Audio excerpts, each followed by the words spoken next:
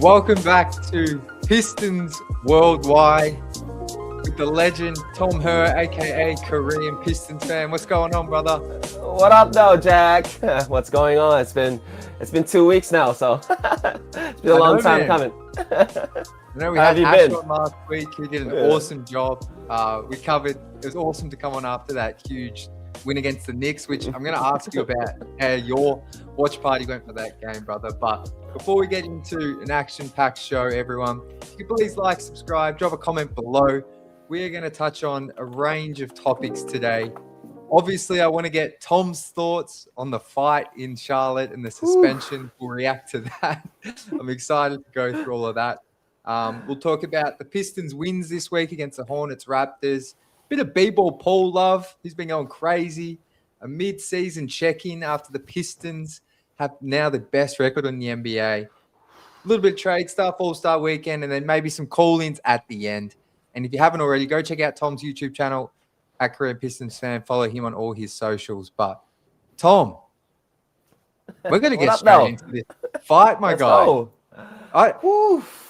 I shared my thoughts on it on a video a couple of days ago, so I'm just keen to hear your reaction to the fight in the moment. I'm not sure if you're watching the game live, but just your overall thoughts, feelings. We'll talk about suspensions in a moment, but just the actual fight.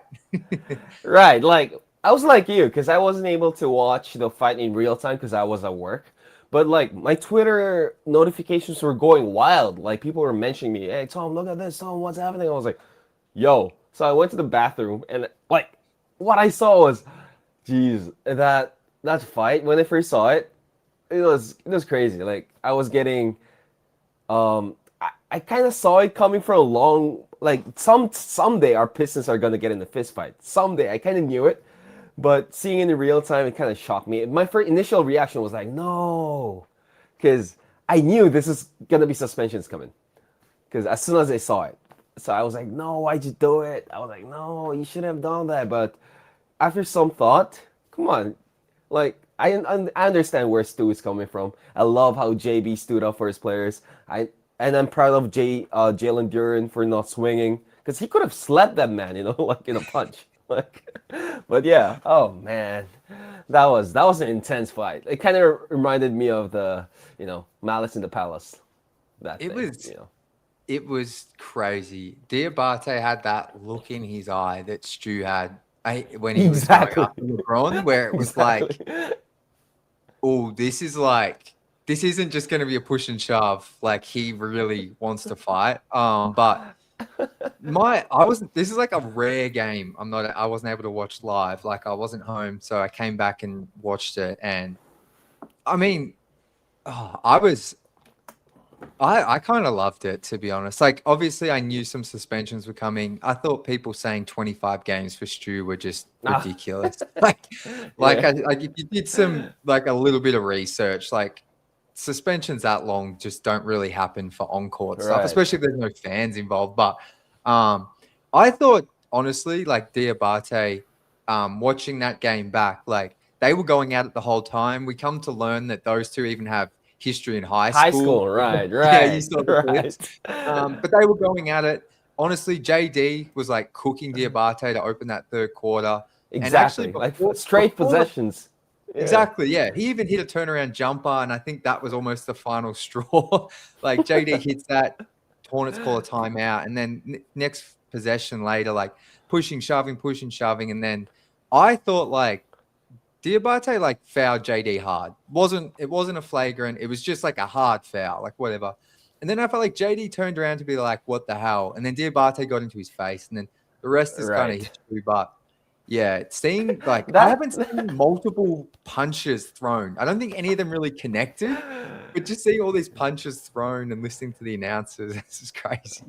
Yeah, that palm to the face on Diabate, that was diabolical. How do I say it? But that was kind of like you see that JD's hand's so big and Diabate's face is kind of small in comparison. So like it kind of palmed his whole face. So I kind of understand how he got so pissed. Because when I was like younger, when someone would hit my face, I would go crazy and all that. So I understand from that perspective. But he's I think they both started in a sense, but Diabate kind of went too far and kept swinging and kept swinging. But it was the biggest scuffle that I've ever seen in the past few years. Like people were trying to really harm each other. Like usually NBA fights, they're like, hey, bro, stop. Like they're pretending to be mad, expecting their teammates and coaches to stop them, from fights and all that. It's all acting. It's all WWE. But this one was UFC. This one was different. So I kind of enjoyed it. Like I watched it a few times. Same. No, me and Andy, my girlfriend, for those that don't know, we watched it. She still keeps DMing me, sending me different angles of the fight. We were just, but like, I'm with you. Like, I was trying to recall like a moment. Like, I feel like we both are pretty big NBA fans and watch other games and that since we've been following. And like, anyone in the chat, Right. what is that the biggest fight we've seen since like? I don't know. It's the most out of control moment we've seen since Stu wait. LeBron. Last season when Stu, Timberwolves. you remember that? In the why is it always us? So yeah, I get the national media saying that all that stuff about Stu, but they don't know the whole story with Stu. But that was I remember that when is that the game when he did that? Like yes, yeah, it was right, iconic against the Wolves, right? So I think it's the biggest brawl we've seen since last season. It's crazy. Okay. Just on but that, it's bigger than last season, I think. Yeah, that was bigger. That one kind of really spilled into the crowd, though, the Timberwolves one. Like the front They weren't row. really swinging. They were just grabbing each other's jerseys and falling down to the floor. And this one, they were like swinging. Like Stu was grabbing his hair, like swinging at him so many times. Like, and this, I didn't realize there were a lot of like Hornets fans on Twitter. Like, on Twitter, usually, because we usually interact with a lot of Knicks fans, a lot of, Rockets fans and all that. But, man, Hornets Twitter, I like them. Like, they have a lot of energy. They have a lot of fight in them. I think it's also due to the fact they won like 8 to 9 games before facing us. So I understand the excitement in their fan base. It's like us, watching us last season. Exactly. Like, I'm there's so so happy many for them. similarities. Different play styles and kind of different types of players, but in the sense of like they're a young up and coming team that the rest of the NBA's low key just kind of, like beat down on for the past 5 years. And then they've had this like they had their 9-game win streak at like the same time as the Pistons did last year. Like they've pushed into the play-in now. They're almost 5. Like there's so many similarities to the Pistons last year in terms of their rise. So obviously now I hate a couple of their players, but they're a fun team to watch. Like I'm not gonna lie. Imagine as a basketball fan in general, I think everyone wants to see a Pistons versus Hornets first round series. That is going to be so fun, bro. Like as a fan, not just of the Pistons, of the sport, but as a fan of the NBA and the league and the sport itself, a first round series versus the Pistons and the Hornets, that's gonna be fire. And like what our RLF professor, like what he says, he's like being he's saying something about Bridges, domestic violence stuff. I saw a lot of Pistons fans and NBA fans in general clowning Bridges, like saying that Isaiah Stewart is the like the face of feminism or like. Oh, it's crazy. Man. I know. I'm so glad we didn't get Miles Bridges, man. Like I tweeted it when there were rumors that Pistons might be interested in Miles Bridges. I was like, no, please. And I'm so glad we That was so strange, those rumors. Like I think they said the Pistons are now interested in like MPJ and Bridges. I was like, Bridges? Like that's so random. Like I can't even imagine the Hornets wanting to move him. I don't want him on my team. It kind of feels like it's been every year for like 2 or 3 years. That at the deadline, there's news comes out that Pistons are kind of interested in Miles Bridges, and like a lot of Pistons fans like Miles Bridges, not because of the domestic violence stuff, whatever, but his roots, because he's from Michigan State as well. Yeah, right. But I think the next time he plays a home game in Detroit, he's gonna get booed, and that's gonna hurt him, because he's gonna get booed in his home state, which he's not gonna like. So I really wish all you guys in the chat, next Hornets game, you better boo him. And appreciate everyone in the chat. I don't have Ash with us today, so I will go through the chat when we can. But Appreciate you all in there. We can see Camille's giving us a super chat. Detroit, can you say this, Tom? Herkesi and Cars. Wait, let me We try. love you though, Camille. Pistons Turkey. Her kissy Carsey. I sound like those Americans trying to speak Korean. That's better than me. But we appreciate you, Camille, my guy. One day, I've been saying this since I started the live streams last season. We're going to get Camille up here when he has the time. I know the time difference is crazy, but we appreciate you, my guy. And thank you to everyone else in the chat. We will get to it. But Tom, there's two more things just on the fight I want to talk about. And then I just briefly do want to touch on the actual outcome of the game. But were you surprised with the suspension lengths at all? Like when you saw the fight, what were you thinking to what the suspensions actually were? At first when I saw it, I was kind of disappointed, but I knew that it was going to be very long. I knew he was going to get the longest one. And with his history and him coming off the bench, I kind of expected 10. I expected like from 5 to 10. I didn't expect more than that, but 5, at the very least 5. And at most 10, and he got in the middle. So I wasn't really surprised, but I was still disappointed because we have a very hard stretch coming up. But we did well against the Raptors, right? But still, we're gonna face like OKC. We're gonna face New York again without Stu. So, but got the Spurs too. So you're on the money. Exactly. So I was kind of disappointed in that, but I wasn't really surprised. I kind of knew. I was actually relieved. Because national media, people were trying to talk about him, have to get 20. Did you see the clip by DeMarcus Cousins out of all people saying Stu should get 20 or 25? Dude, you're not the first. You should be the last person saying that because DeMarcus Cousins, you had anger issues. Stu actually is trying to protect his teammates, but you're just. I don't know. Never mind. Because that was where I was going to go next. Is just some of the coverage of Stu and how he gets covered nationally annoys me a lot. But I was with you on the actual suspensions, 2 for JD. I thought he probably only deserved 1, but with how the whole thing escalated, I mean, that was okay. And 4 for Bridges and Diabate made sense with all the punches they threw. Yeah. And then, look, Stu, I thought 5 or 6, 7, I'll take it. Anything more than 10, I thought would be absolutely insane. But on the coverage of it, I think what really annoys me is that people like Stephen A. Smith, who have arguably the biggest platform, they shape how so much of casual NBA fans view. Just say stuff like, does he want to be in the UFC or play basketball? It's Stu is one of the best defenders in the entire NBA right now. You can obviously critique him.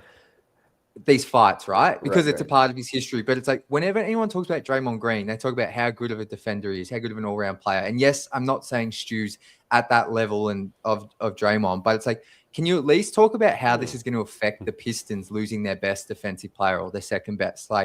They never talk about his game, and what that does is it just fuels all this nonsense that Stu doesn't even care about basketball. It's Stu loves basketball. He was one of the best high school players coming out of his class. I think he's almost the top. He is a hooper through and through. And all he does is actually just stick up for his teammates. And I thought that's what all old school media want is these players that don't have friends on the other team. And then it's as soon as they've got one of these throwback type players, they just want to hate on him and say, choose a side. Does my head in. And it's pick a side, guys. And also just do 5 minutes of research before you start saying he'll be gone for the rest of the season. That just never happens. But you have to understand Stephen A. Smith. He's a fool. I'm sorry. But he says that to get more clicks. He always he's a smart man. He knows how to get a lot of clicks. He knows what to say to get the views and all that. So he tries to say it. I'm sure he knows deep inside that Stu doesn't really not gonna get 20, but him saying that will get more clicks and all that. And he's a Knicks fan, so he probably wants deep inside Stu to get a long suspension. And speaking of Stephen A. Smith, I just saw an article today that he's gonna run for president in 2028. Did you see that? And I was like, what? I'm not going to Anyways, get involved in yeah. US Anyway, politics at all yeah, because I but don't even yeah, sorry. understand it. But But if this Donald is Trump can be president, I mean, I think anyone can be. But that's all I'll say on that. That doesn't I don't surprise know, me. man. Stephen it on, but that's gonna be interesting. Like he's good at talking. So, anyways, let's move on. So yeah, that suspension thing that was yeah. The Hornets Twitter were like saying they were getting mad at Miles and Diabate getting just Yeah. four. Like I was like, they should get 5 or 6. Like, Yeah. you guys better be grateful that they only got 4. And Yeah. a lot of national media did clown Stu, but I've seen a lot of tweets, a lot of videos on Instagram, including yourself, and a lot of videos on YouTube, like showing Isaiah Stewart's history and his real like personality. So, Yeah. the NBA community is not really that stupid. Like they know, like when they first saw Stu with LeBron, they kind of that was their first impression. But now they know who Stu is, how good he is, and a lot of people who have like followings are talking good stuff about Stu. So it's not the same thing as Yeah. before anymore. No, for sure. I agree with all the stuff you said about Stephen A. and those like types of shows that like it's all clickbait, and that's why I rarely even like comment on it because I know why it's kind of dumb, but it just frustrates me that they can't even mention like how good he is as a player, even if you want to do all that clickbait stuff. Like just throw it in there because at the end of the day, you have a massive platform and it shapes how people talk about certain players. But the actual game itself, Tom. This was such an awesome game. Like, obviously, the fight is the Ah, headline yeah. and went viral, but the Hornets, like you said, had won 9 games in a row. Hottest Yeah. team in the NBA at that point. Pistons, we just lost to the Wizards a couple of games before that. Like, not that any of us were panicking, but on the road in Charlotte, where I feel like the Pistons have had trouble in the past, even last year. But yeah, this was such a fun game, and I just like to hear It your was. thoughts. Yeah, give me 4 games. Give me 4 games of the Pistons Hornets, man. Not 7 games, because this is not gonna go to 5. But yeah, it was really fun basketball, man. Like as a fan of the sport, just watching them go back and forth. That Knuppel guy, I'm such a huge fan. He's so good. Like, he's so good. So I wouldn't be surprised if he wins Rookie of the Year over like over what's his name? Dylan Him, Hupp. Dallas. What's his Oh, name? Cooper Flag. Exactly. Yeah. Anyways, so I wouldn't be surprised if Knuppel wins Rookie of the Year over Flag, Yeah. especially if Flag misses a few games because of his injury right now. But man, that Hornets team is so fun to watch. Like LaMelo Ball, he's trying to get his teammates more involved. Watching like Brandon Mill is a really good player. I like their backup center. I forgot his name right now. The big guy, the 7-footer. Brenner. Exactly, Kalkbrenner, the Kalk, they like to call him.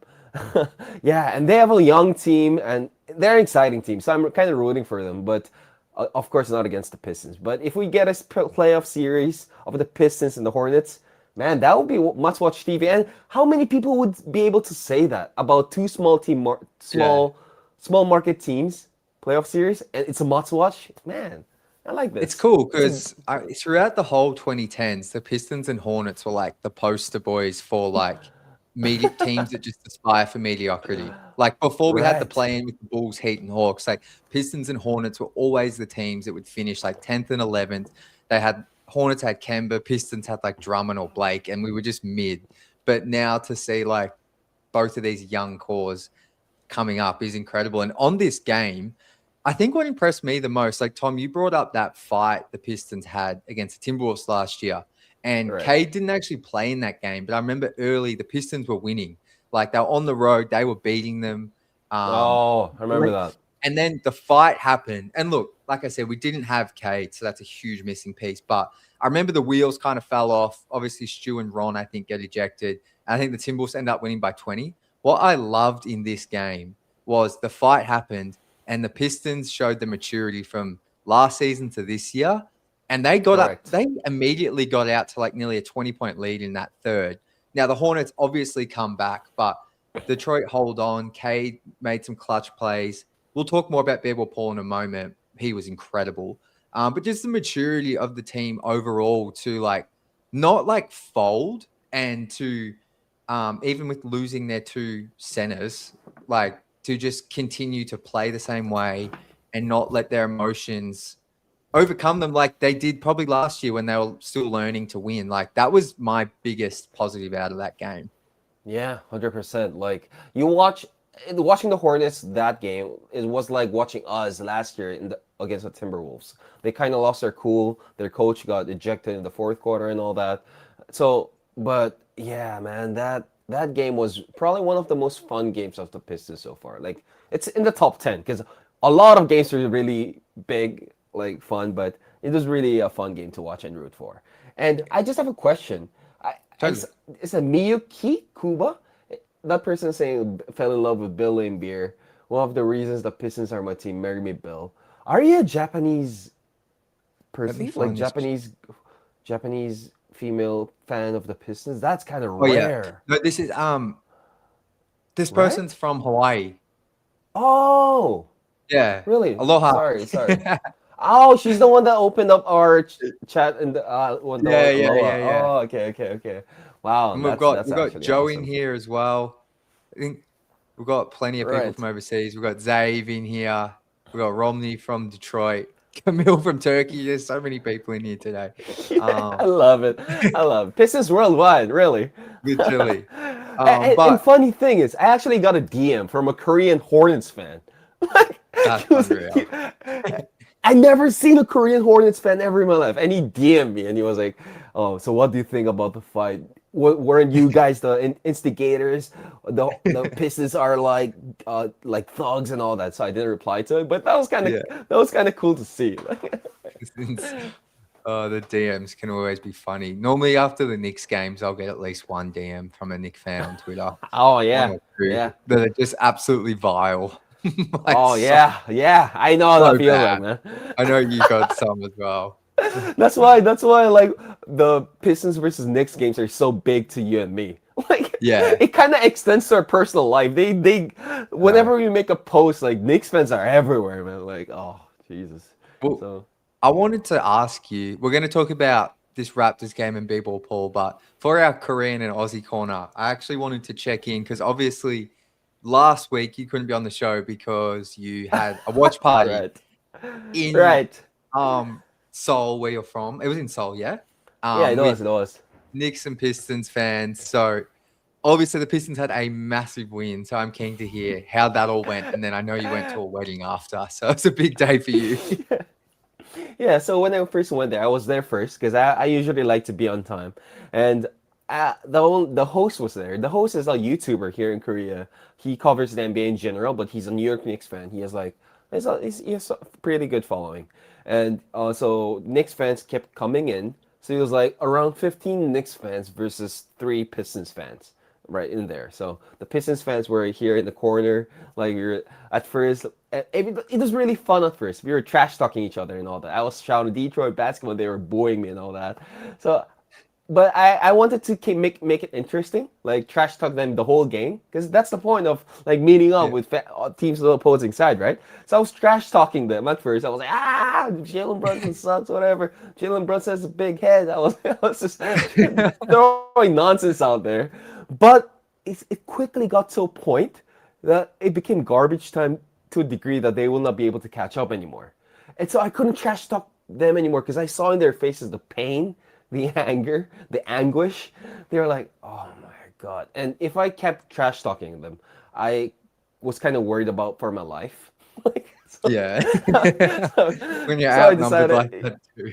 So I kind of shut up, was just drinking beer and just watching the game. And the Knicks fans were still angry that I was keeping quiet now because they know I'm being quiet for spite. So the funniest thing is, in the fourth quarter, they asked me if they can turn the channel to a different game. Because the Knicks and the Celtics were tied for second place on that day. So they switched the game to Boston versus Boston versus some other team. Yeah. And so everyone was rooting for Boston to lose. But Boston won that game. So Knicks fans there were in shambles, brother. Sound bad. It's Man. it was like it was awesome to beat them by 38. Like I was loving Right. it, but it was almost like a bit like I was like, oh, like I That's almost kind of like feel a sad. little bit sorry for yeah. Like I almost don't want to like go too crazy here because like Yeah. obviously they're missing a couple of players, but we'll like I don't really care about that. Like you Right. lost Come by on, man. 38. Like after we beat you by 30 last time without JD, didn't have Oh. JD again. Like I don't think OG and Pat are changing it too Uh, much. you know, Maybe it's Knicks only fans are switching their vibes to going like regular season doesn't matter, all that. You yeah, know, it's good. like, I oh often my get now god. the comeback that when was the last time your favorite team won a home game in the playoffs? It's like, all right, we're It's really getting thinking about specific and more specific yeah, now. it's just when you're gonna have to use that many words, it's like, come on, like you've lost by combined nearly 70 points in the regular season. Now, I will Oh say, my god. if the Pistons win because I think first game back is against the Knicks next week. I believe. So if I am correct there, the Pistons will obviously without Stu and JD because he'll have his second game. So Ah. if we win that game in the Mecca, like I don't know what Knicks fans can say. Like because it'll be a season sweep Oh. and we will be without our two starting centers or two best I'm centers. going Like I'm going to be so refreshing your page, like your Instagram page, for your reel to like yeah. I've got you're gonna be clowning them hard, man. Like, me I've got too, it's brother. yeah, I've got You got something in something the ready? I haven't got it ready, but I've got the idea and like how I'm gonna open it. It'll be yeah. Or So maybe I I'm should call the Knicks fans like on my group chat. Like I'm still in their group chat. Like yeah. they're talking about the Knicks games and all that. I'm just staying there quiet, dormant. If we lose the game, I'm gonna go out the group chat. Like I don't think they realize I'm still in the chat or something. And then if we win, I'm gonna go crazy. Oh, it's so good. Oh man. It's I must admit though, so I even when I was at the playoffs last year and I was lucky enough to go to MSG for one of the games, Right. always said this. Knicks fans in person were like awesome. I had like Right. talking to the people around me. Honestly, I feel like any basketball fan in person is good. It's just once it gets online, particularly accounts that hide behind a player avatar, like that's when it's like Right. they're the ones that suck. But if you are going back and forth, normally with someone who has a profile picture or in person, it's normally like I've actually Yeah. enjoyed most of my interactions with Knicks fans. So Yeah. I Same. always Same. try and add that in there because I think it can get a bit toxic online. But the fans at MSG, even when they lost the playoff game, like I was having so much fun and they were like so respectful and like really knowledgeable, honestly, like talking about the Yeah. Pistons and Cade and stuff. So but that's enough Knicks chat. I want to talk, Tom. We'll do these two topics in the one. We're going to talk about Paul Reed and his impact in that Raptors game. I love the caption. Yeah. People, Paul might be the GOAT. This guy, just quickly, and then I'll get your thoughts. In the past two games against the Hornets, where he checked in halfway through the third quarter for the first time and played the last 18 minutes, he had 12 points, 2 steals, 1 block, 3 rebounds, and was arguably the match-winning player with Cade. Then against the Raptors, the following game, once again, he's the starting center. 22 points, 4 blocks, 3 steals, 5 boards, 16 points in the first quarter. Like, Dude, those are video game numbers. ridiculous. B-Ball Paul, like, oh my god, just watching him, he was like against against the Raptors, bro. In the first quarter, wow, he was just prime Shaq and Kobe out there, just by himself alone. Like he was basketball.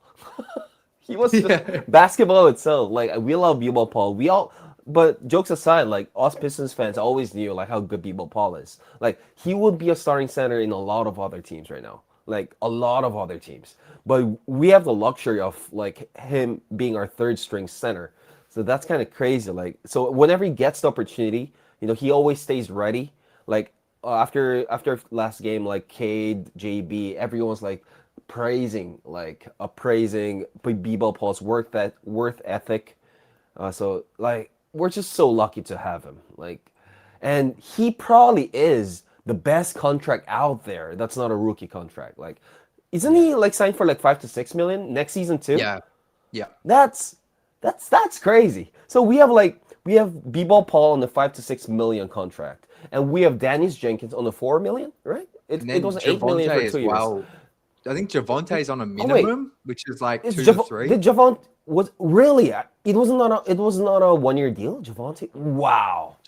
Javonte, I think someone will correct this, but it's only 1 year and it's like 4 to 5 million max. I think it might even be a minimum. Wow, we're gonna win it all this season, and next season, man, Jesus, I'm Well, so how happy. good- That just made me even more happy, man. Dude, and this is the thing, like, so I know some fans were angry at Trajan, or some fans say like he just kind of put some basic pieces around the young core. Like, actually, I don't see much Trajan hate, but like I know a lot of people are upset with him not making a big move. But can we just appreciate some of like the moves this guy's made on the margin? Exactly. Dennis Jenkins, undrafted, signed him in the 2024 draft or around that period. We just went through vet minimum for Javonte Green, the B-Ball Paul edition, that was all him. Malik Beasley last year, like 1 year, 6 million. Like Right. these are the moves around the margins, which I can't ever recall any previous Pistons GM actually like pulling off since I've been a fan. Like, Shout out, Buddy Boeheim. Like, you know what I'm saying? Like, but not even like I'm not even having a dig at Troy Weaver here. Like, I'm talking about like SVG. Like, I can't even remember. I guess Stan did get like one of the Morris twins really cheap and to buy, but like, I don't know, just the amount of these fringe moves that Trajan has made in like 18 months is kind of crazy. Yeah, it's so hard to hit on those contracts, like those along the edges, the margins. And Trajan has been probably like the best in the league. He's in Sam Presti levels in regards to like the job he has done as a GM of a team, executive of a team. Like, he's been so good for us. Like, him and JB, they're like the best things that ever happened to us. And thank you, Tom Gores, for making this happen, man. Just the future of this team, the present and the future of this team really excites me. Jesus, Trajan, and I trust him with my life, man. And as much as it hates me, I don't disagree with him trading away Jaden Ivey as a hindsight. Like, because Jaden Ivey, his contract talks this offseason was going to make things really awkward, really interesting, and really difficult.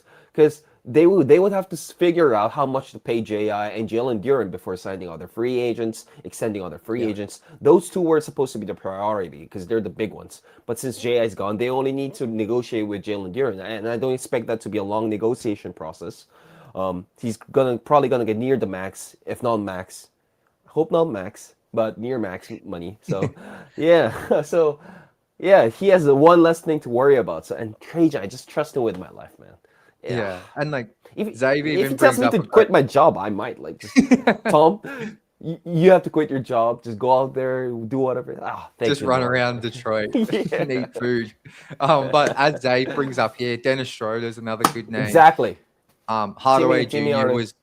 I know a lot of fans wanted the Pistons to keep Quentin Grimes, so some people were a bit suspect on the Tim Hardaway Jr. trade. But I believe Grimes didn't want to be in Detroit. He wanted out.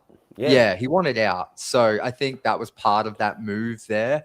And I think Tim Hardaway Jr., I think we all I loved him from the jump, but I think everyone come to love him. I thought he was great in the playoffs, great for this team. So I think he's done such a good job around building around this young core. So shout out to Trajan, but Paul Reed, like, I just think he's got his ability to score with left and right. Like, he's got such good touch around the basket. And then when he hits a three, it's just like that's like the cherry on top. To be honest, his form is not pretty at all. But he always finds a way to go in. Like, he has a hitch on his shot. Like, man, basketball, Paul. And he tweets after the game, like, pray and always stay ready. Like, man. Well, like, my favorite ones for him is if he misses a few free throws. He's done it a couple of times. Like, got to work on these free throws. He's like, sorry, y'all. Right. I remember before, I think that was last season, I kind of tweeted, Beeble, I think he airballed a free throw or he missed two in a row. And I was like, I tweeted him, like, B-Ball Paul, like, what happened to those free throws? And he actually replied to that tweet. Oh, my bad. I was like, whoa. Yeah. It's so good. No. so much love for B-ball Paul and someone. And wait. Oh, sorry. Yeah. No, you go. Oh yeah. I'm and the thing is, B-ball Paul cannot play 48 minutes for the next game at least, because Jalen Duren only has one more game suspension, but we do have Tolu Smith, and he's probably the best fourth string center out there in the league. Like, I'm not even exaggerating. That guy's a beast too. Like, he has magnets of a hand. So like, Tolu Smith, B-ball Paul, Isaiah Stewart, Jalen Duren, like, we'll legit have the best center rotation in the league. Like, it's crazy. Nothing can compare. Maybe Wemby and like Luke Cornett, but that's just basically it. No, I'm right there with you. Like, shout out to Tolu as well. Like, I feel like he had I missed this game actually early in the year because I think I was flying on a plane, but he had a huge game against the Clippers as well when he got some minutes a couple of months ago, and I thought he was solid against the Raptors. But Armchair Legend here says, think the Pistons have a team option on B-ball Paul for next season. So an even better. Just another little positive there from Trajan and the team to have a team option, which I'm assuming they'll pick up. So, yeah, shout out to Paul Reed. That Raptors game, I felt like the Pistons would win, but to see Cade just come out,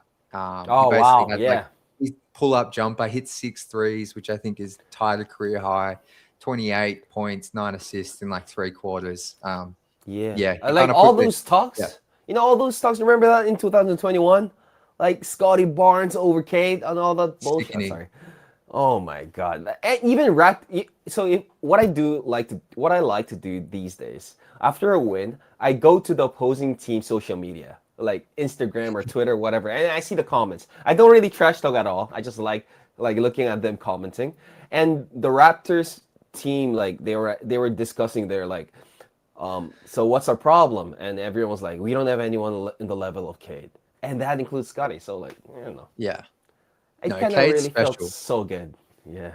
Cade's so special. Like, as in, I'm not even trying to just glaze him, but like the playmaking, the vision at that size was there immediately. And like, that's why I never understood why. I get the scoring efficiency has been like, you know, it was always a question about him, but like, I think we've seen now with this season and a half since Trajan came in with actual floor spacing and that kind of thing. Like, he can get better for sure, but like as a rookie, like the plays he would make were just like, this guy looks like a vet. Like, and the defensive stuff he does, like, it's actually insane. Like the plays he can make, like just because he's not Ant Edwards or LeBron type level of athlete, or obviously a star, like him on the like a chase down block, like Cade's getting it every time.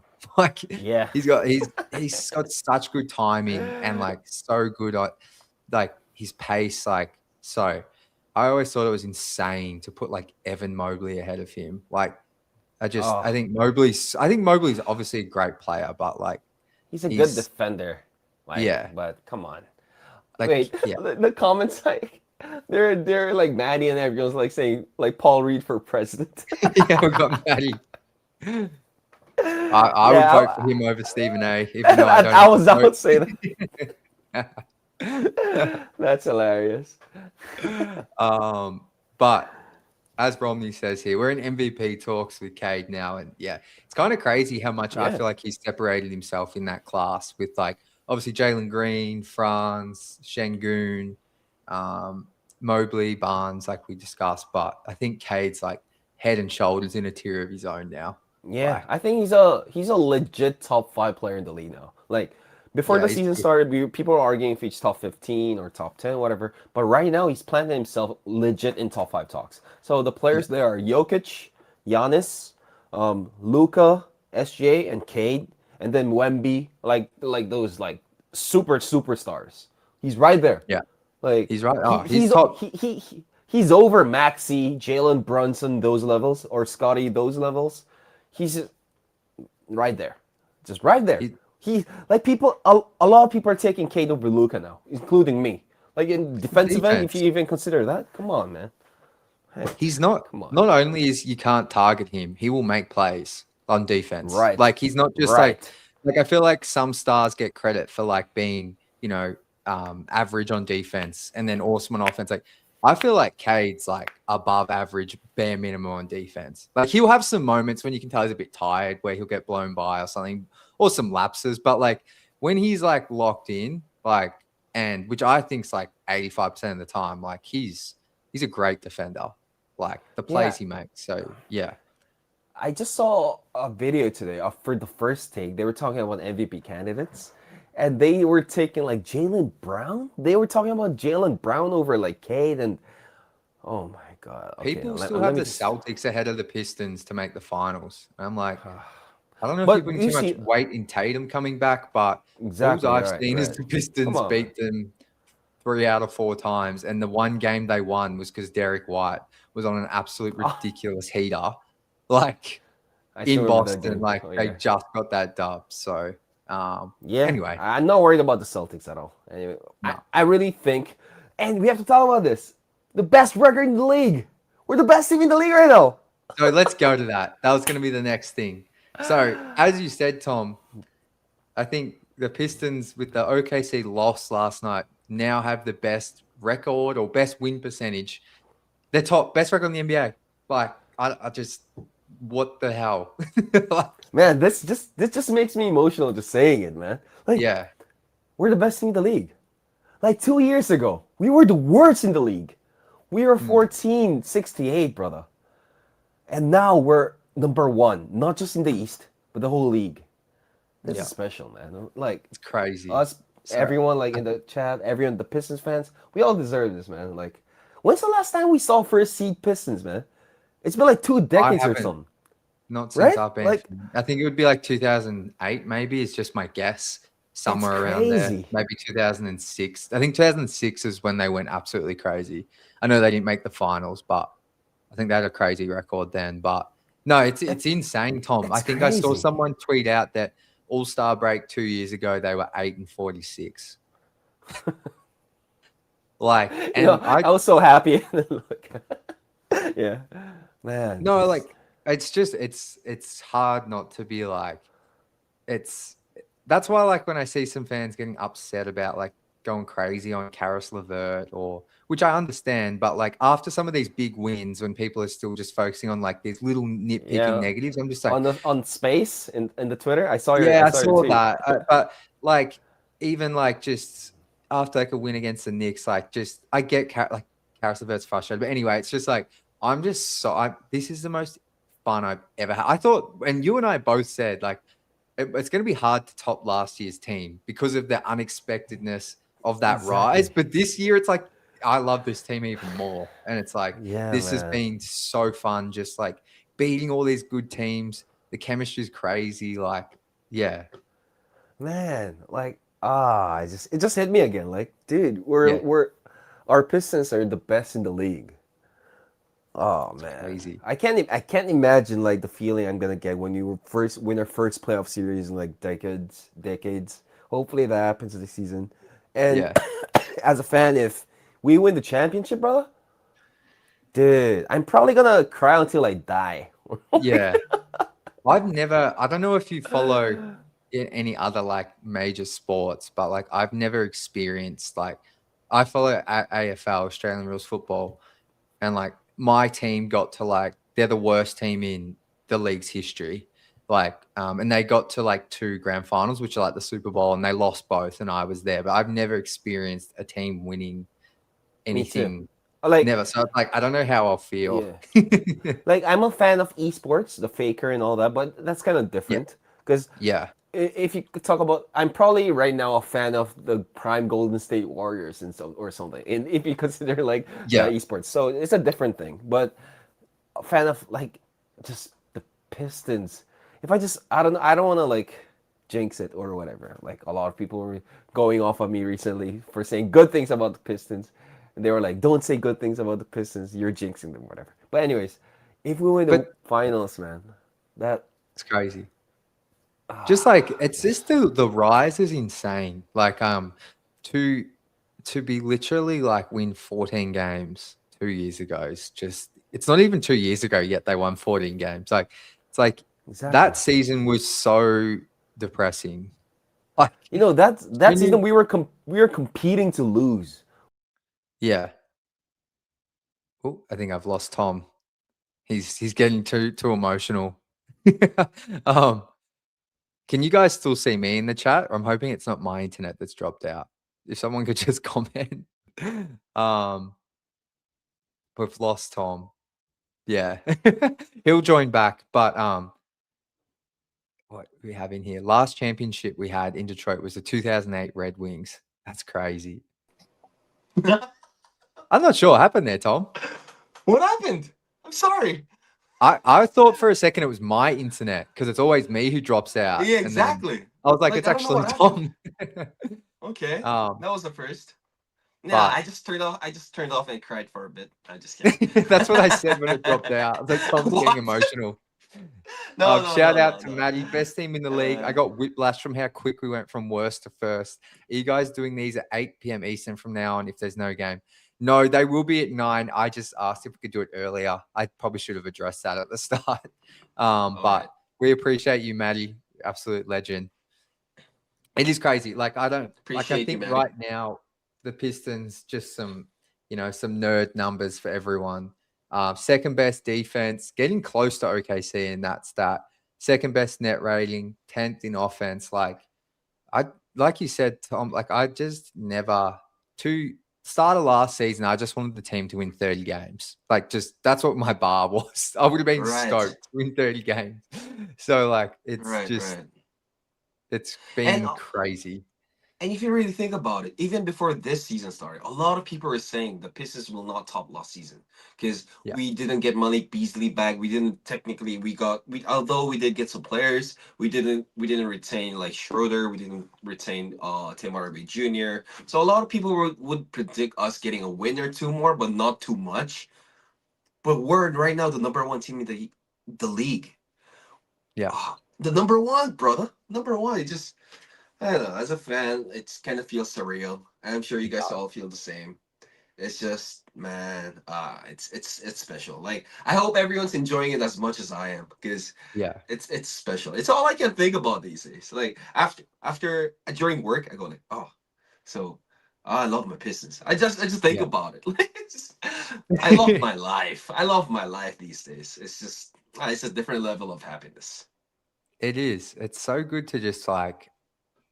Especially now, like when they're going up against good teams, like to get so excited for every game, like especially the big games, but like, and to know we're going to win, or if we lose, it'll almost be somewhat of like a surprise. Like, I'm not saying that in like an ungrateful way. It's just like the team's just that good and they genuinely have like an amazing culture.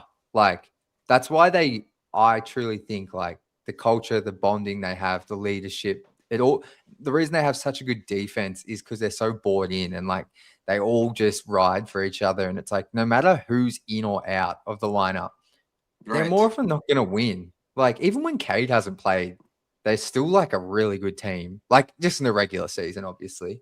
But like, there's just such a bond there. And it's like, wow, we've got a shot every single night. And it's just like, I never could have imagined following a team like this. Yeah. It's just it's I don't know. I'm getting emotional, but yeah, it's been a great season to follow. And I just saw a comment. It's kind of crazy if you think about it. We're about to tie our win total from last season. Wow. Soon. I just realized that now. That's kind of crazy. That's insane. Right? I'm trying to find how many wins do we have right now? We have like 40 something, right? Let me check. Why can't I find this? 40. So 5 games off. We had 44. Wait. We had 44, right? Last season? Yes. Jesus. So after 4 more games, like, because we're gonna win them all. Literally. Well, you gotta make a graphic. You gotta make a reel about that, Jack. Jeez, man. But shout out to Tito from Mexico. We've got plenty of people from around the world tuning in. And I can Tito. We've got Crud. What up, though, Jack? Tom, what's good? What up, though? Appreciate you, brother. But we're gonna get to some. I want to get your thoughts, Tom, actually, just on the trade deadline.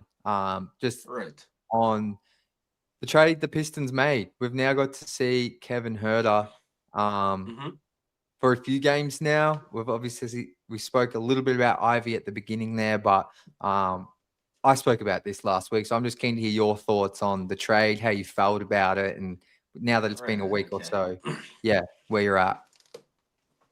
My guy. And happy birthday, Ji. It's his birthday today. So Shout out yeah, to happy JI. shout out to Ji. But yeah,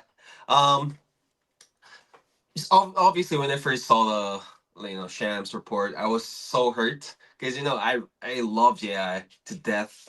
Like so, Yeah. it really hurt me so much. But after a few days of really thinking about it, um, Kevin Huerter really feels a need. Like he's a proven shooter, although he's not been really good this season so far. He's a shooter. He's a very good. He's an okay plus defender, and so he's a player that we can use, especially in the playoffs when the spacings get really tight. So I'm really glad he made this first 3-pointer last game. So Yeah. and and I did mention it, but the contract situation with Ivy, it's gone now, so it's gonna be Herder. So yeah. So it does. A funny thing about him, a funny story about Kevin Huerter. I kind of really find it hard to say his name. How do you say his last name? No, you're saying it right. I say Herder. Herla. Not that R. Herla. Yeah, Herla. that the R in the Tom middle Tom makes it Herder. confusing. Tom Herder. anyways, a funny story about him. His nickname is Red Velvet. For what Yeah. the reasons, I don't know why. But there's a very popular K-pop band, K-pop girl group called the Red Velvet. Like their Yeah. group name is Red Velvet, and they've been a huge K-pop group for a long time now. And I actually messaged DJ Chachi. You know him, right? He's the one Yeah, that yeah. plays the songs in LCA in our home floor. Like he plays the smooth operator, all those Yeah, sounds. yeah, He yeah. plays all those songs on the floor. He's in charge of all that. So he's yeah. So I messaged him because he was like, I saw his comment somewhere that he's receiving recommendations for Kevin Huerter music or whatever. So I messaged him, hey, can you consider playing Red Velvet songs, their K-pop or whatever? And he was like, all right, let me try to look into that. So if you guys hear some random K-pop song when he's 3, that's because of me. I think Zave's on the money here. It's Red Velvet because he has red hair. That's it. That's what. So it works. But Okay. well, shout out to DJ Chachi as well. He's the All-Star Weekend DJ. Right, So right. He's actually in LA right now. I'm so happy for him, man. he's the nicest guy ever. Like he No, is I kind of feel such a bad because when I was in LCA, he invited me to come over his DJ booth a few times, but yeah. I was so busy with a lot of stuff, so I couldn't go. But yeah, he's such a nice man. Like, he's nice, He's a man, legend. nice guy. Yeah, he's a legend. Yeah. I think we've had some people in there. Rob said, I can't believe there are Pistons fans all over the world. I love this. And then our guy Joe said, this is all Jack and Tom's doing. Because of them, we know we have a community all Appreciate around the it. world. We appreciate that, Joe. You're a legend. But yeah, I'm so glad people are starting to realize. Because that was one of the things when I was in Detroit. People just can't believe there is Pistons fans outside of Detroit and the US. I'm like, it's literally so many of us. Like, dead set. Like, there's so many. I feel like there's so many here in Yeah, I Australia. love Like, it. it's crazy. Yeah, Australia especially has a lot of Pistons fans. I love it. Like Yeah. in Korea, we don't really have that many in Yeah. general, I think. But Australia really has a lot of Pistons fans. I love it. There's And genuinely, wait, though, like, n- people name a everywhere. name another player with red hair. Uh Maybe who's that? Who's that guy who just signed with the Knicks from the Spurs? Jeremy Sohan? No. He probably dyed his hair once or twice with the red. I'm He trying to dyes his think. hair all the time. I think I'm trying to think who's another player with red hair. Hey, I who's feel like that? I've Who's got that? Wait, who's our rebounding Pistons legend? How come I can't Aaron think of Baines. names right now? No. No, he's a legend, but not him. Like during the player who went to the Bulls, Cam the one Bairstow? who's no, No. guys, help me out. Why can't I remember his name? I think can see his face. The DiVincenzo guy. low key does, but I don't think he'd admit it. I feel like he'd say he wouldn't. Wait. Yeah. Who's that? Rodman. Thank you, Maddie. Thank you, guys. Dennis Thank you. Rodman. Yeah, he probably had red hair a lot of times during.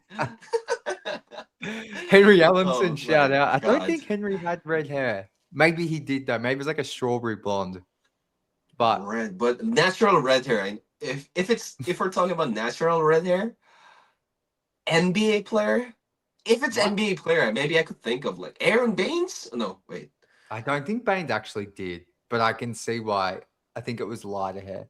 There's someone I'm missing, like another white guy with genuinely naturally red hair, and I feel Let's like think he's. about white guys with Oh, Luke freckles. Longley, shout out, Brian Scalabrine. That's a great one. Oh, this Calibrini have red hair. Yeah, The he's White definitely Mamba. got red. The Yeah, guy who's closer to LeBron than we are to him. I love him. that's a And he's bar. the one that he's the commentator for the Boston Celtics, right? Yeah, He used to show love for the Pistons for a lot of years though. Like yeah. even when we were bad. No, I like him. I was having a cry about him being on the NBC broadcast for Pistons Celtics, Oh but yeah. I actually I do agree like with you on that Scalabrine. take. Yeah. I like Scalabrine though. He's actually like I enjoy listening to some of his stuff. Like because he's actually knowledgeable on the game. I feel like Exactly. he talks about it in a good way. Wow, we've gone off track here. How um, did it go? but I think Anyways, just yeah. with the Herder edition, like Oh yeah. what you said about the Ivy contract thing is why I'm okay with it. And I think that's the part that's tough for people to understand because not 90% of Pistons fans understandably don't have time to understand the salary cap, like which I Right. don't blame them at all because it's very complicated. But the Pistons this season, regardless, had to make a decision on Ivy by the trade deadline, pretty much, because of the implications of the contract at the end of the year. And I kind of felt like when I look back on it now, that injury in the preseason kind of doomed him because that opened Right. up opportunity for Danis to come in, and he absolutely capitalized on that and has been unreal for this team.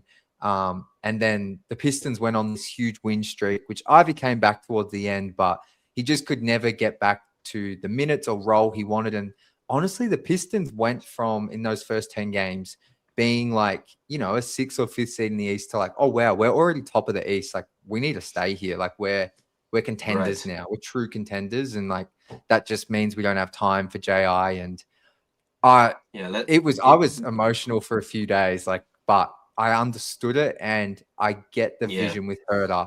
He has to hit threes, but if he doesn't, I will say he gets guarded like a 3-point shooter. Like teams are Exactly. gonna He still stick to provides him. spacing. Yeah. Exactly.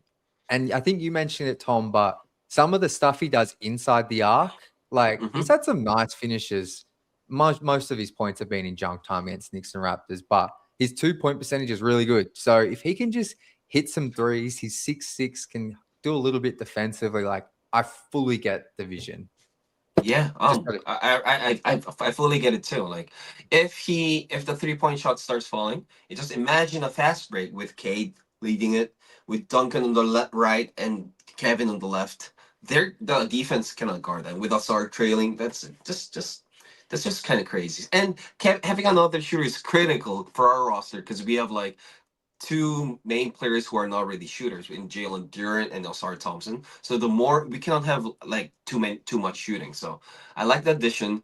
I you remember I actually predicted it in our show. Not exactly like we're gonna go for him. I didn't say it like that, but I was like the week before the yeah. trade deadline, I was like, oh, yeah, we're probably gonna go after shooters like Corey Kispert and Kevin Huerter. I was like that. So I actually got one right. So that was a pleasant surprise. No, But Tom, speak. better sources Yeah. than charms, tell you that much. Anyways, yeah.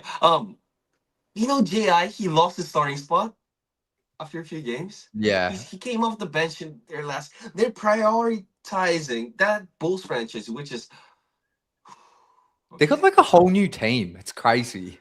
They got like 9 guards right now. It's not an exaggeration. And they started Anthony Simons and they started Trey Jones, I think. Like Yeah. two guards who are not in long term, who are not gonna be there long term anyways. Who are gonna be unrestricted. Colin Sexton, who are gonna be Yeah. unrestricted free agents after this season. They're really oh And my they god, got I love Dillingham this. too. They got like all these guards. Crazy. And they have Josh Giddey, Trey Jones. Oh my, Yeah. what are they doing? And they should start Giddy, Ivy, and give a lot of time to Dillingham because they're ones in the long term contracts. But Billy Donovan it's the worst coach for them, for their team right now, for a rebuilding team. Anyways, stop my rant. No, I think Jerry had a pretty solid debut, and then I'll be honest, I just haven't watched many of the games, but I think he's going to find a role in the NBA. I'll be really I love how excited to it's watch him yeah. with a full Look at off Sadiq season. right now. Sadiq's doing really well in New Orleans, Yeah, although they're losing a lot. He's been posting yeah. double doubles here and there. So No, shout out to I- Sadiq, Pistons legend. We're gonna do. I do have to go, guys, but I've probably got here 10 minutes for call-ins. I can see Romney's popped up here, so if anyone wants to jump in, I just put the link in the chat. So give me a second. we are. Yeah, you're good, Tom. We're gonna bring up Romney now. Romney, what's going on, brother? I'm doing good. How's everybody doing? I know Tom just went up to the side for a quick minute. I'm not sure where Tom's gone, but what's been happening? Nothing, just enjoying the now. But no, yeah, but just like going off with everything like that y'all have said, like what we did with the trade, like in hindsight, just kind of with Ivy being just kind of like, it's really just unexpected on unexpected on like how he's going to perform for like the rest of the season, and with the big contract coming up and with Duren and stuff like that. So I think it was the right move. I just wish the best for him with the Chicago Bulls. Just how we've been performing these last couple of days. My guy. And what up, what's going on, Tom? Yeah, keep going, please. Sorry. Yeah, this Charlotte fight.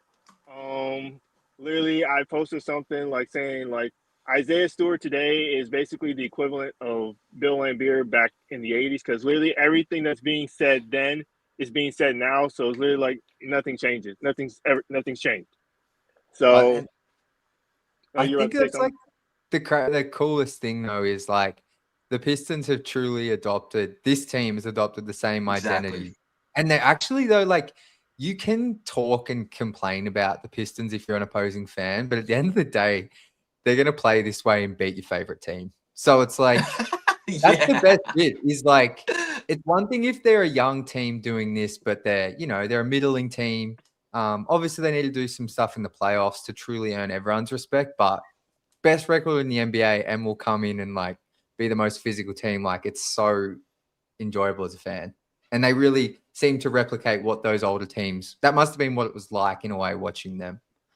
No, yeah. So like a lot of people say, like, how like they love to hate us. That's really what it is. They love to hate us. Right. Literally. Yeah, we're the villains of the NBA, and I love it. We're so good at this role, and we thrive in it. So it's amazing to watch, brother. So excited for the whole season. And do you guys know like he has like the best Pistons memorabilia on his IG page? His collection is crazy. Like Jesus, man. Unreal. You guys gotta go check it out. And an awesome graphic designer as well. You're right, Thank you. All right, I don't want to take up a lot of y'all time because I'm on my 15, so I got to go back to work soon. I know y'all got a line too, so I don't want to hold y'all up. We appreciate you, my guy. Is that a Detroit hoodie as well? Does that say Detroit on it? Yeah, this is from like the 75th anniversary thing. That's sick. I was like, I swear I can see something there. Yeah. Yeah, I think that's the same colorway with Cade's rookie or red jerseys, right? Yeah, this the Thunderbolt one. Knew it. Yeah, I'm so sad I didn't get that jersey. Like that's still one of my favorite jerseys of all time. I think that's Cade's one of Cade's favorite jerseys of all time. Like, yeah. It looks sick. Yeah. I hate that I don't have that jersey, or just from any player. I don't have it. I hate it. Oh, jeez. That one's awesome. And it's hard to find too. I'm probably gonna find it someday. They wore it. Yeah. Yeah. Maybe I'll go to the Pistons practice facility and just steal one further. They probably have one lined out somewhere. I'll make sure I get y'all a couple, okay? Appreciate you, my guy. Yeah, appreciate you. Good night. All right, have a good night. Have a good night, brother. All right, we got John coming up from Switzerland, my guy. He was a regular on the post-game show. Yo, what's up? It's been a minute. I know. What up now? What's up? John the GOAT. How you been, bro? Wait, I can hear Jack. I think We can hear you, right? Hang on. Yeah, I can hear Tom. I just can't hear Jack. So Huh? Oh, let me double check. I don't know what's going on. That's okay. Tom, can you hear me? Yeah. So Oh, okay, that's so strange. I'll translate for you guys. I Yeah, actually yeah, worked yeah, as a yeah, translator for a year too. yeah, yeah. So I'm actually quite good at this. Anyways. But seriously, you can't hear Jack right now? I Jack, can you hear can hear Jack. it, I can right? hear. Just tell John. I just want to hear what he thought on the Ivy trade because he's a massive Ivy fan. So so he wants you to know like what he wants you to tell us what you thought about the Ivy trade. All right. Yo, I fell down to my knees, man. I was heartbroken. He was I can hear John, It by the was way, Tom. over, I don't man. think. right. Like I get why they did it. I get like it makes sense, but Right. damn, it still hurt. I don't care that it made sense. It still hurt. Yeah, But man, like, dude. I got drunk that night. Like the day Jay I got traded, I put this on my wall, and they drank like 2 bottles of soju straight. Like I was Did you actually, sad. Tom? I Or are you did. exaggerating? Oh my No, god, I did. Really legit. I got so drunk that night. that's insane. I was watching Ivy highlights. Like, Just oh my drowning god. your sorrows. yo, I was sitting in Okay. the shower watching Ivy highlights. I was down bad, man. Right. But we really had to go through it, man. It's like the 6 degrees of separation. You know that song? But yeah, it was Man, like, I oh was man. going through it. It was hard. I'm still not over it. Right, brother. And Oh then Kevin boy. Huerter went like 0 for 8 on his first threes. I couldn't do it, man. Right, that Um, didn't help. That didn't help with coping of Ji leaving. I could not cope, man. I'm keen to hear John's thoughts just on this season Yeah, itself. but really, I just called in because best team in the league. I had to join in again. Just Number one, everyone brother. know really who's number one in the league. Ignore the Come fact on. that like we're missing now Stewart and Duren for the next few games. So I don't think we're going to be now number one for that long. But if we do, Brother, hey, trust. I'd like to be proven wrong. If we beat OKC, New York without Stu and like maybe Duran, whatever it may be, that Yeah, will we're even winning it strengthen. all if we do that. Exactly, that will even Just strengthen our case for being the best team in the league. Like right now, don't a even lot play of the playoffs. Just give us the trophy. It's over. maybe just make us play a few teams. I want us to play Knicks sometime in the playoffs because I want us to kick their ass. But sorry, yeah. All right. Yeah, I'm still just searching why I can't hear Jack. I don't know what I did to my settings. It's probably you. I don't know. Man, I have this no just idea. never happened before. It's so strange. But How would that Yeah. even happen? How could I hear Tom but not Jack? I don't even know, man. Maybe you cannot. I don't know. I don't know. Never mind. I have no idea, man. well, anyways, how brother. John Oh we wait. appreciate him jumping on Yeah. from me. Jack appreciates you coming on, brother. Yeah. I And don't so want to do take I. up too much of your time, man. I'm Yeah. going now. It's 3 a.m. I gotta go to sleep, man. It's late.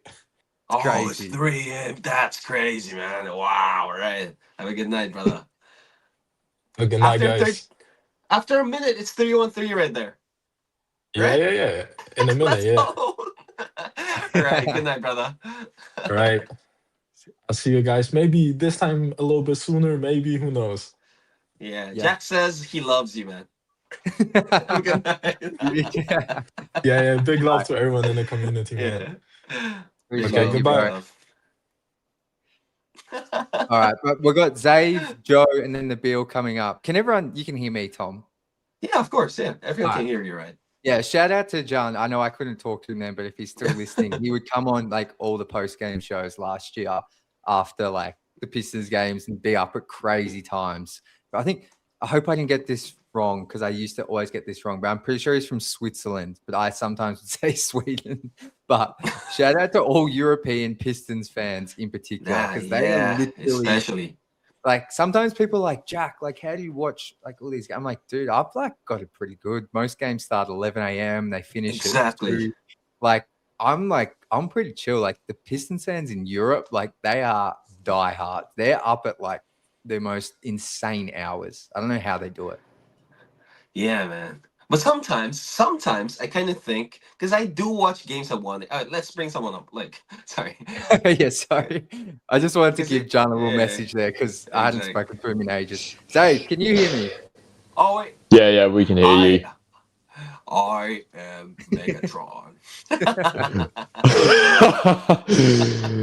Oh, there we go. Deepest Wow. voice in the Pistons fan base. The best voice. The best voice. Thank you. Thank you. Let's go. Oh, let's go. How are you, bro? Living the dream, mate. Yeah, we're the. How about we're you the guys? Fan of the, we're a fan of the first team in the league, the best team in the league, man. Ah, Jesus. It's crazy. Could Zane's not up in be any better. Queensland. Beautiful weather up in Queensland. He's sitting back, watching his Pistons just dominate every team, get into fights. What was your reaction with the fight, Dave? Okay, so I was actually at work when this happened. So I was on my break. I look away for 10 seconds, and then I just see everyone in the corner just like, what the hell is going on here? That was my Crazy. reaction. Crazy. That was everyone's reaction, probably. So mine was Yeah. similar. Like, so I have like a NBA fantasy group chat with like all my friends, and like they were just like, Jack, what's going on? Have you seen this fight? Have you got any more footage? And I'm like, out. I'm not watching the game, and I'm just like, what is actually happening? Like, it's crazy. Oh man! If you watch the like reaction videos, that speed guy, it was not speed. Who is it? Anyways, someone's reaction to Flight? like the whole thing. Yeah, Flight. There we go. Yeah. Flight. His reaction to the fight when Stu was entering, it was like, oh my god! It's like Stu was entering like WWE Royal Rumble style. Like, that's like that fight was amazing. It was. Crazy. What did you think of the suspension numbers? Oh, is this your dad? Yeah, that's my The dad. legend. Oh, shout Oh. out. Oh, let's go! I reckon, Dave, are you low-key like 6'11"? No, I'm 6 foot. Okay. Oh. I wouldn't be surprised if you said you were like 6'6", just because you have a deep voice. I was like, maybe you're like this stretch 5 that just shoots threes. I'm a skinny guy, can't play defense. Just stand in the corner and just fly away. Strange. Wow, you guys are both 6 footers though. I hate my life. I'm probably like 5'10", 5'11" on the good day. 5'10", 5'9", 5'9", 5'10", somewhere there. Jeez. All right. You guys. Not much. We're about the same height. But Dave, maybe we'll need to see that jumper. Oh, jeez. I'll be down anytime. Whenever I fly Does up your to dad have a? Queensland. You should come on the stream with your dad next time. Like, does he have a good voice too? Did you get it from him? Yeah, I reckon so, yeah. Oh, Jesus. Mate, we'd love I'm to- sorry. your dad's name's Darren, isn't it? Isn't he? Yeah, it is. Yeah, we'll have to get Yes, Dave and Darren. Darren. Big Daz. I love the name Darren. I feel like it's such an Aussie name. Yeah, it is. Tom, do you I'm know so any jealous of Darrens in Korea? Darren? No. I a never good heard of that name. Like I don't know anyone named Darren. Darren? No. Yeah. I'm so well, jealous Dave, of we've you guys' got- weather though. It's so Oh, cold it's here in beautiful. Korea and Detroit. Oh man. Dave, Yeah. any other thoughts before we jump to Joe? And then we've got Nabil here who's probably got some Raptors thoughts for us to wrap up the call. So I'm excited for these. Yeah, well, let's get into it. We're going all the way, and can't believe we're here. Crazy. Wait, We appreciate before you. you go, there's a dating app here in Korea who you actually match after just hearing the voice. Like there's actually dating app. You cannot see the photos or whatever.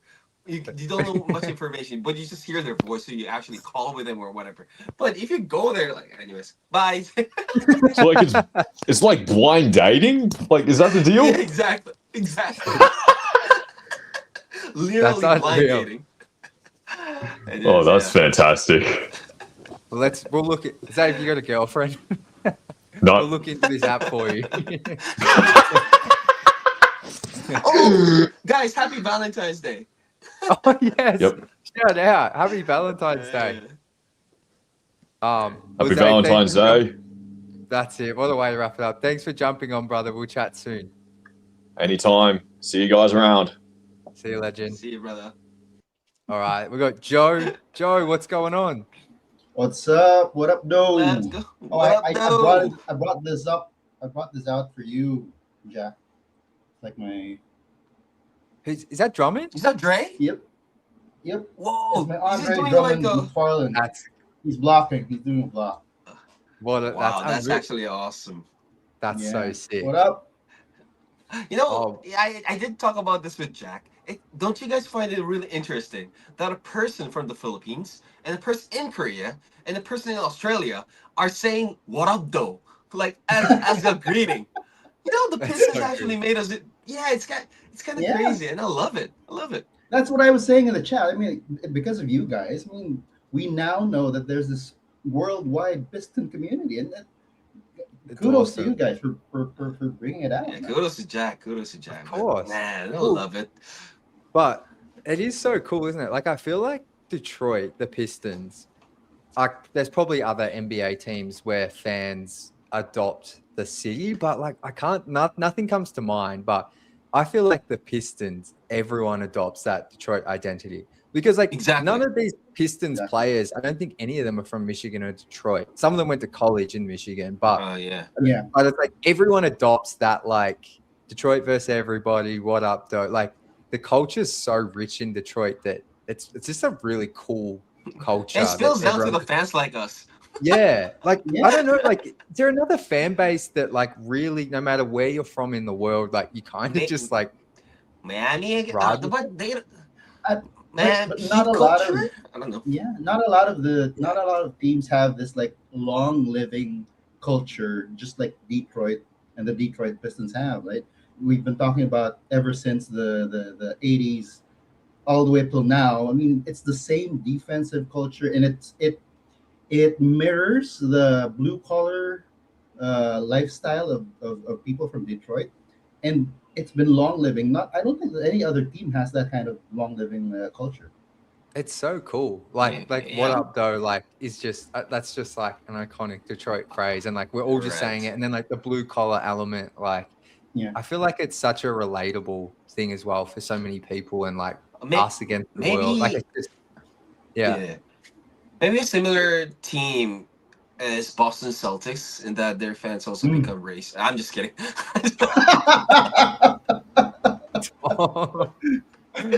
Oh, I'm just kidding. But I Don't come at me.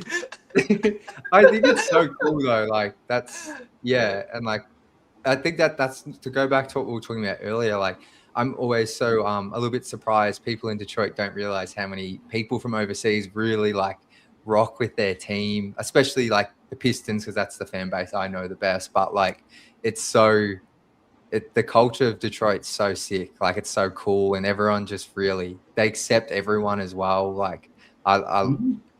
I couldn't live further away from Detroit. Like, I'm pretty sure the only other place that's further away is Antarctica, which I don't know if anyone lives there, but like, I'm so far away from Detroit. But like, there's so many Pistons fans down here in Australia that are all like all the same That's as so me, cool. and like us around the world. It's awesome. Yeah, Philippines is really far from Detroit too. Yeah. Yeah, the three of us are technically very far from Detroit. Yeah, true. We're all like a 14. I don't Yeah. think there's a direct flight from the Philippines to Detroit. I'm No, not I don't sure, but I don't think that I have to exists. go through New York, I think. Yeah, Oh yeah. there's So- none here either. Yeah. You can go And- direct to LA or Dallas. Yeah. But Joe, and thoughts on the team? I feel like we haven't chatted to you in a Well- few weeks. So Yeah, Man. I've been busy. I've been busy for the past couple of weeks. Well, course. I'm really glad I said it in the chat, not to be a spoil sport, but OKC is technically still one game ahead of us. Oh, Joe, Yeah, No, yeah. killing me over here. If you go by the Jack, games Jack, behind, Jack, kick him out. Kick him out. no, we have the Can you- best percentage. That's true. We have the best percentage. The team has the best percentage, but if you Yeah. go by the games behind, we're still one game behind. Right, right. But yeah, but best percentage. I mean, I'm We're so a half happy game that we behind. got. We're half No, game we're- behind. I think. Oh yeah, you're right. You're a half game behind. Yeah. You're right. You're right. It's 1-1. Yeah.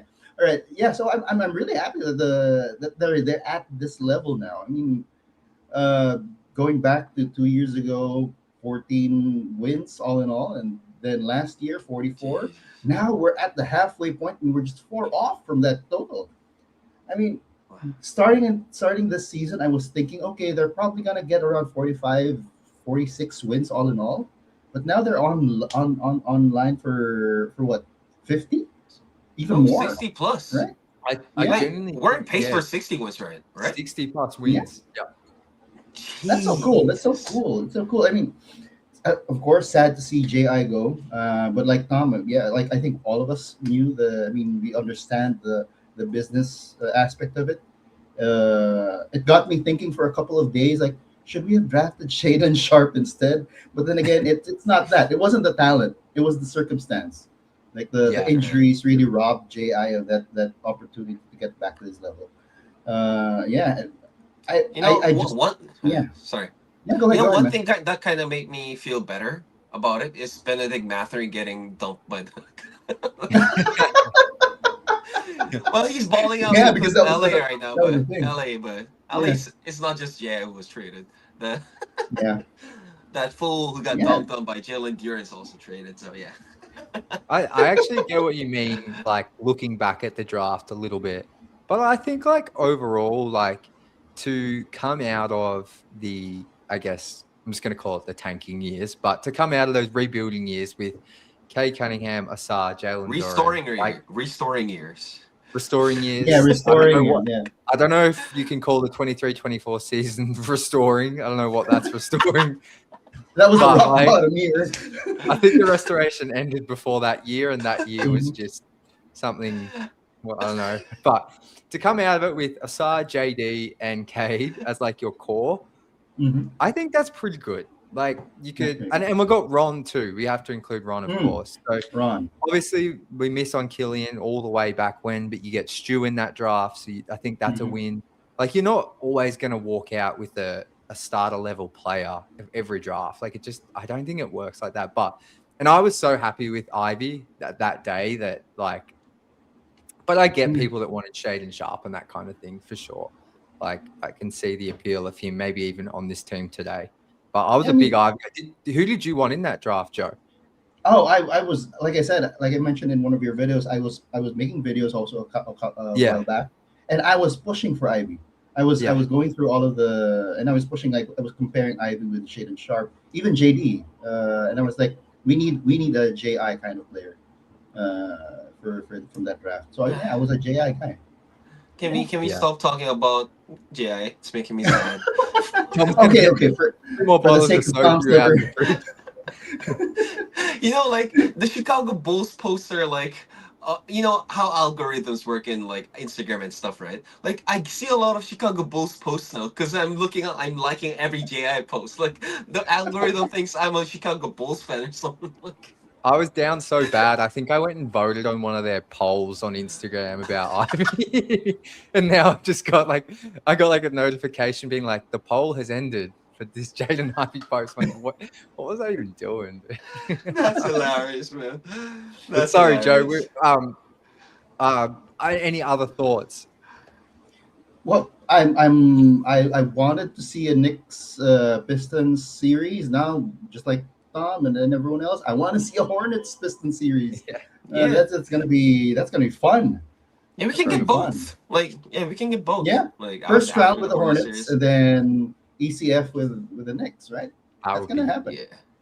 Yeah. If we meet the Knicks, it's probably ECF, but yeah. Yeah. Are you nervous at all about the playoffs, or is it still too far away? No, I can imagine it all the time. So looking at the 8th seed, since we have to get over the first round first. So if you see the potential um, matchups for 8 seeds, it's like Atlanta, it's like Hornets, it's like Miami, and Orlando. Those teams don't scare me at all, like at all. So Yeah. the teams I'm kind of nervous of meeting in the playoffs are right now it's Cavs and the Knicks Mhm. and Celtics. Those three teams probably will give us like a very good series, but we're still gonna be the favorites, I think. But the other teams, especially in the first round, the ones who are gonna be the 8th seed, nah, we're not gonna Yeah. lose. Yeah. Yeah. Joe. I mean, if ever I'm most apprehensive about the Magic because I Nah. mean, if I know, I'm saying it's relative. All The of the four Magic teams, they're the ones weirdly that- low key worry me as well, but not. yeah,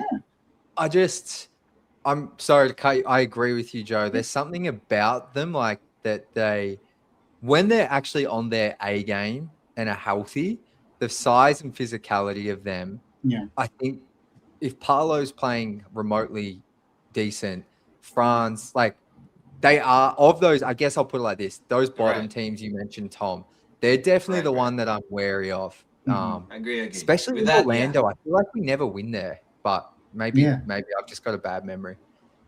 Yeah. Yeah. yeah. They They're the got ones that sort of like Suggs match is up the really good. best with the team. Yeah, Yeah, No, but exactly, Joe. I'm still not worried. We're probably gonna be the 4-2 or something. Like, yeah, I'm not too worried. yeah, yeah. It's gonna be a fight. Yeah. When I say Laban Pistons, I don't mean them for them to actually get into a fight. It sort of happened. You've manifested it. Yeah, in Korea, we also go like fighting. We Yeah. cheer for a team or something. Fighting Jack, like fighting Pistons, and they literally fought. So good. That's actually hilarious, man.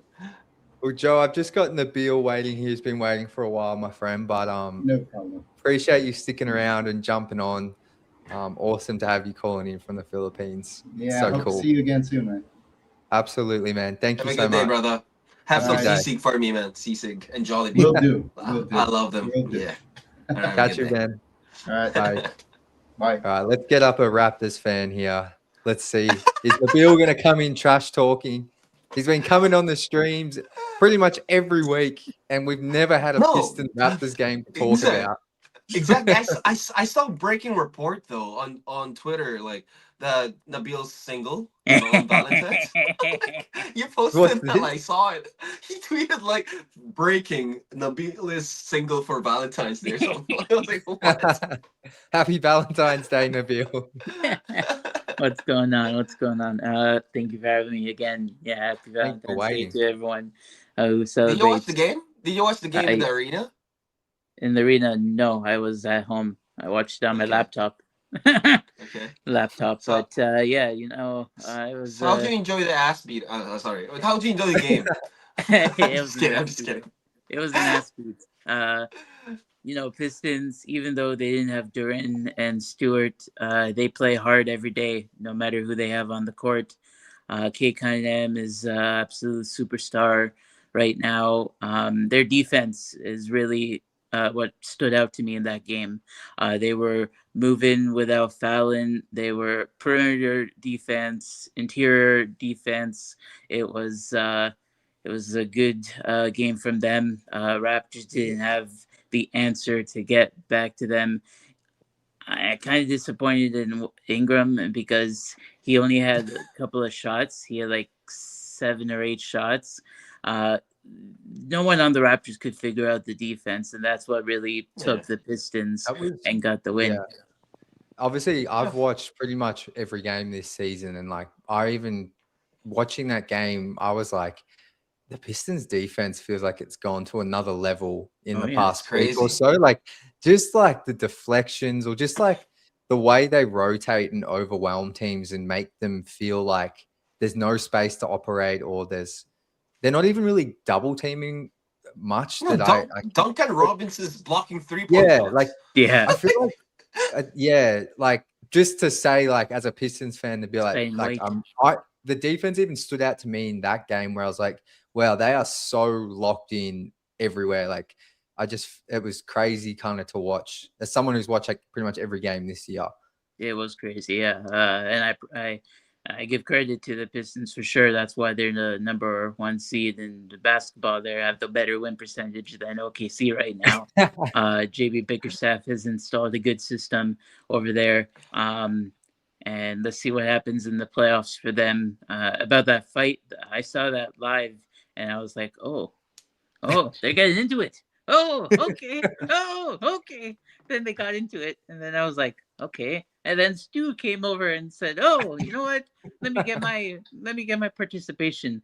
And he came off the bench with his ice caps on his knees, and came to ruin the party. But yeah, there's that screenshot where it looks like Stu's coming off the bench and his shirt on the top looks like a cape. Like charging with a cape to the rescue. Yeah. Saving his teammates from danger. The funny thing was watching as he's approaching, like anyone would. I'm not like I would have been Duncan Robinson in that situation. But like you see like Stu running at Bridges and the coaches kind of drift back that were like holding Bridges. Like I would do the same. Yeah. I got a question for you guys. Yeah. I know this Pistons team is real good. But what's one thing that you're nervous of heading into the playoffs in terms like the overall team? Like, what are you nervous about? Like what they don't have, or are you not nervous at all? Oh, Tom, you go first. I guess obviously the first thing is experience, but a lot of that has been covered in the last year's playoffs.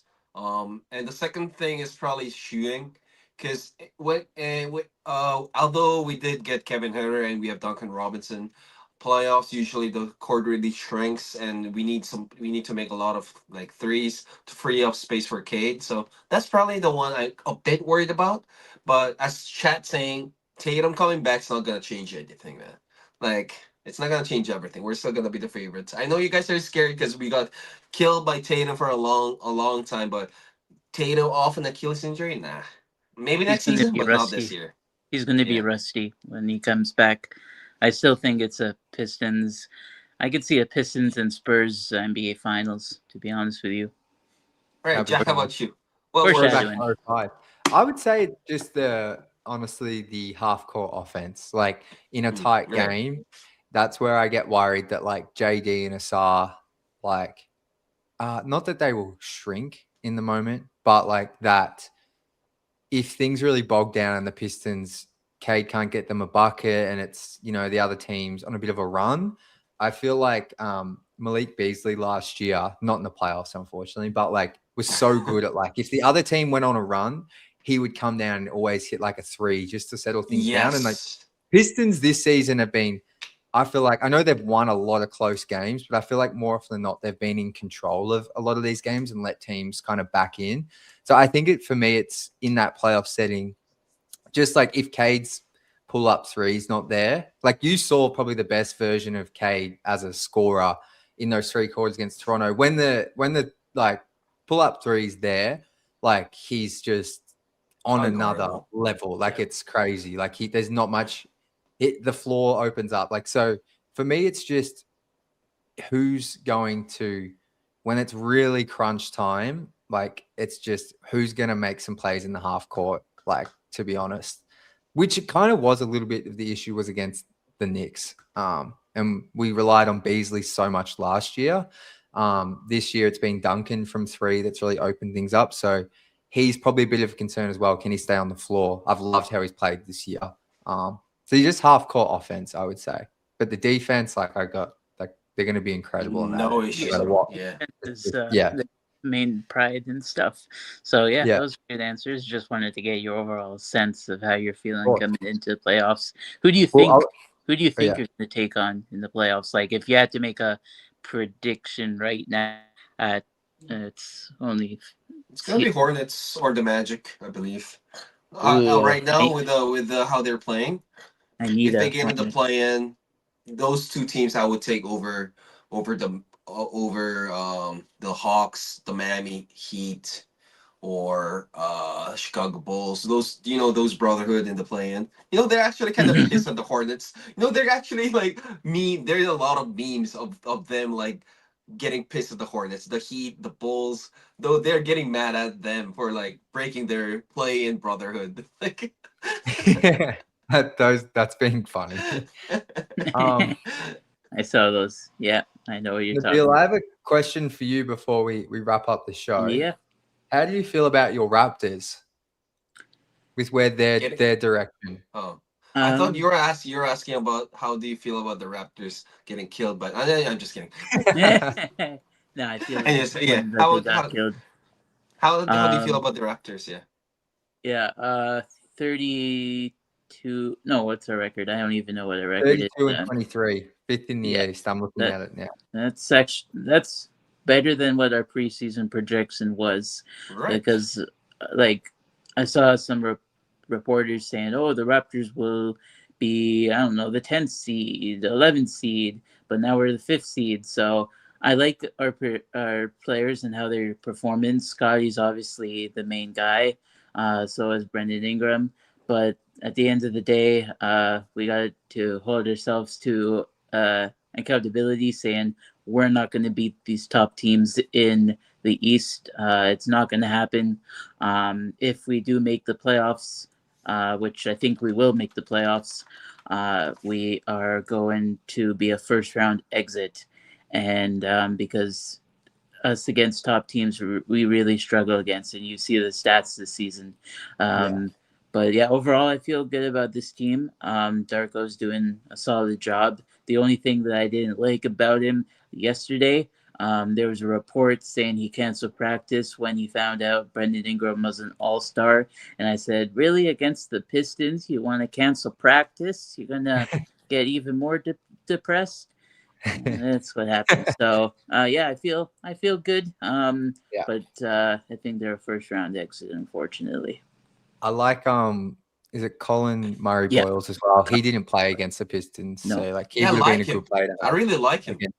Yeah, he's very he'd be a great Piston. I'll say that much. Yeah, with this the way he plays. Right. Yeah, I like him. Yeah. He's an undersized big man who has a lot of energy and very good defensively. I like him. Yeah, I think he's like 6'8". Jakob Poeltl for me is just like, I know he was good. Like he's a solid player, but he looked kind of washed against the Pistons. I'm not gonna lie. I think his back's really. He's been out for a long season. He was out that for was his first game back. Yeah, he was. Okay. Game against us was his first game back after like a long time. Gotcha. I didn't know that. 25 games after some bizarre back issues, so he looked rusty. But we need a center upgrade. I don't know who it is. But yeah, that's my thoughts on the Raptors. All right. Well, appreciate you joining. We're going to wrap up the show because I have to go. But thank you, Nabil, for jumping in, my friend. Appreciate you, brother. Thanks for having me. All right. Take care. Man. See you later. And guys, please leave a like on the video. No, sorry. I just realized I've been going for an hour and 40 minutes. So it's kind of flown. You're late. Yeah. But like I actually have to go, so I just lost track of time. But we're gonna wrap it up. But thank you everyone for joining. That was a super fun show. We got All-Star Weekend. We didn't even really talk about that, but obviously Cade, JB, all the crew are gonna be playing on Sunday or Monday, depending where you live. But Tom, take it away for us, brother. Detroit basketball, let's go! Let's go.